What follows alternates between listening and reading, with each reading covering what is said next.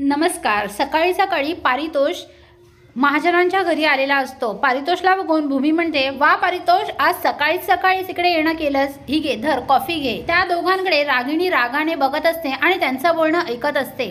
तेवढ्यात आकाश खाली येतो आणि म्हणतो, वा पारितोष, आज कसा काय इकडे? तेव्हा पारितोष म्हणतो, अरे मला तुझ्याशी खूप इम्पॉर्टंट बोलायचं होतं।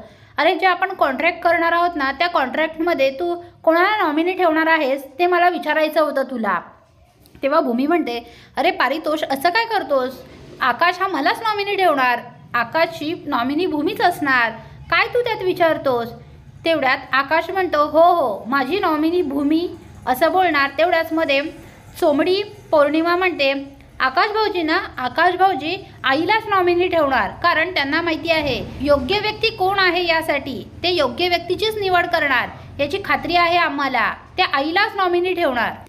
तेव्हा आकाश गप्प असतो। तेवढ्यात परत रागिणी म्हणते, आकाश बाबा, तूच सांग, तू कोणाला नॉमिनी ठेवणार आहेस ते?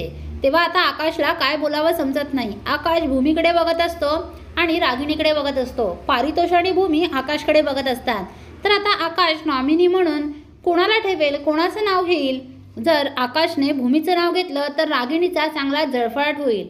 आता हा मंद आकाश कोणाचं नाव घेतोय काय माहीत? रागिणीच्या तोंडावर मंद आकाशला असं धाड बोलता येत नाही। धाड बोलून तिची बोलतीच बंद करायची हे मूर्ख आकाशला समजत नाही। तो मुळमुळीत दाखवला आहे।